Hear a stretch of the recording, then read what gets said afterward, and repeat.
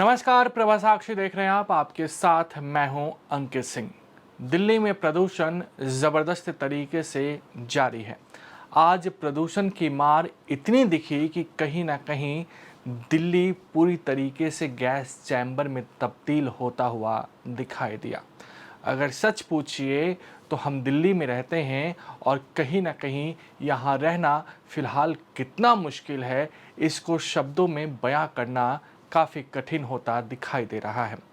दिल्ली में प्रदूषण का स्तर लगातार बढ़ रहा है। हालांकि दिल्ली सरकार के अलग दावे हैं। गोपाल राय ने कहा कि पिछले साल की तुलना में इस बार दिल्ली में प्रदूषण कम है।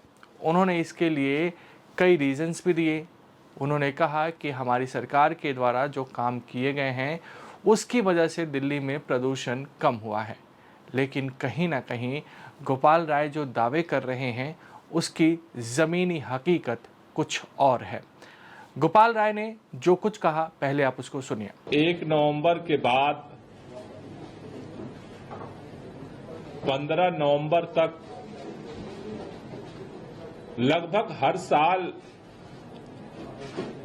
दिल्ली का एयर क्वालिटी इंडेक्स 400 से पार जाता रहा है। कई दिन ऐसे भी रहे हैं जहां पर सीवियर प्लस कैटेगरी में दिल्ली का एयर क्वालिटी इंडेक्स रहता रहा है। लेकिन इस साल अभी तक एयर क्वालिटी इंडेक्स दिल्ली का सीवियर कैटेगरी, गंभीर कैटेगरी में नहीं गया है। इसमें मुख्य तौर पर 3 फैक्टर हैं जिसकी वजह से दिल्ली का एयर क्वालिटी इंडेक्स, प्रदूषण का स्तर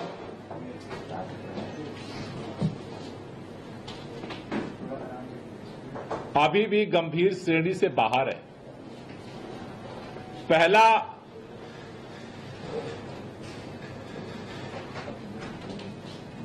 दिल्ली के अंदर जो लगातार दीर्घकालिक प्रयास किए गए, विंटर एक्शन प्लान के माध्यम से जो तात्कालिक पहलकदमियां की जा रही हैं, चाहे वो डस्ट पोल्यूशन को नियंत्रित करने के लिए हो, चाहे वो व्हीकल पोल्यूशन को नियंत्रित करने के लिए हो, चाहे वो बायोमास बर्निंग के पोल्यूशन को नियंत्रित करने के लिए हो, उसके साथ साथ पिछले सालों की तुलना में पराली जलने की जो घटनाएं हैं उनमें भी काफी कमी आई है।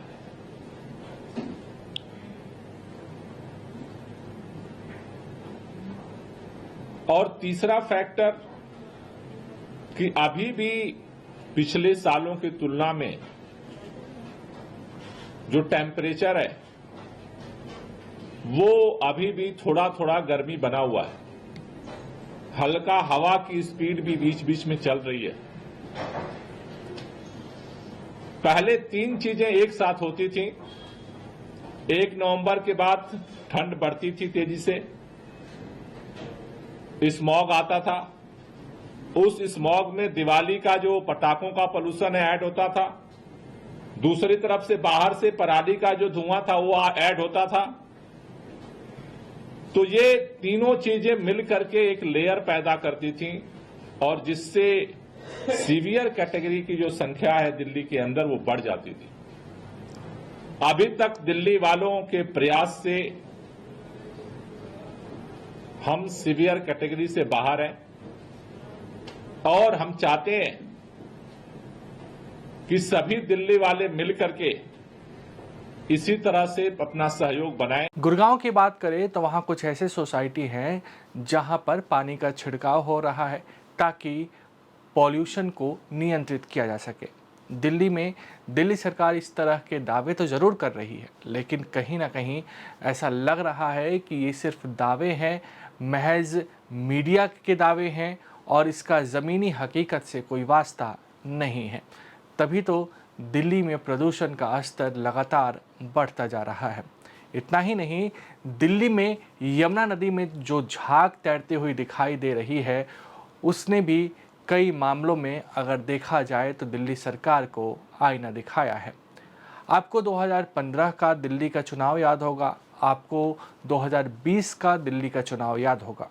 इस दौरान अरविंद केजरीवाल ने कहा था कि मैं दिल्ली को साफ कर दूंगा और दिल्ली वालों के सामने मैं यमुना में डुबकी भी लगाऊंगा।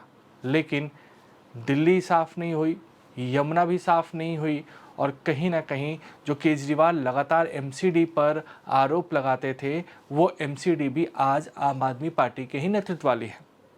यमुना नदी में जो झाग के स्तर दिखाई दे रहे हैं, उससे साफ तौर पे पता चलता है कि राष्ट्रीय राजधानी में यमुना की स्थिति क्या है। यमुना नदी की दयनीय दशा देखकर कहीं ना कहीं भारत की जो नदियों की संस्कृति है, उसको लेकर भी कई बुरे सपने सामने आ रहे हैं। इन सब के बीच दिल्ली के उपराज्यपाल वीके सक्सेना ने यमुना नदी को लेकर जो दावा किया है, वह कहीं ना कहीं आम आदमी पार्टी के कथनी और करनी में फर्क को बता रहा है। वीके सक्सेना ने ये कहा है कि कहीं ना कहीं केजरीवाल सरकार जो पहले थी और आम आदमी पार्टी की सरकार जो लगातार जारी है, जिसकी मुखिया वर्तमान में आतिशी हैं, वो नहीं चाहती थी कि यमुना नदी की सफाई हो। उन्होंने ये भी कहा कि केजरीवाल सरकार ने ही यमुना नदी की सफाई को लेकर स्टे लगवा दिया है सुप्रीम कोर्ट से।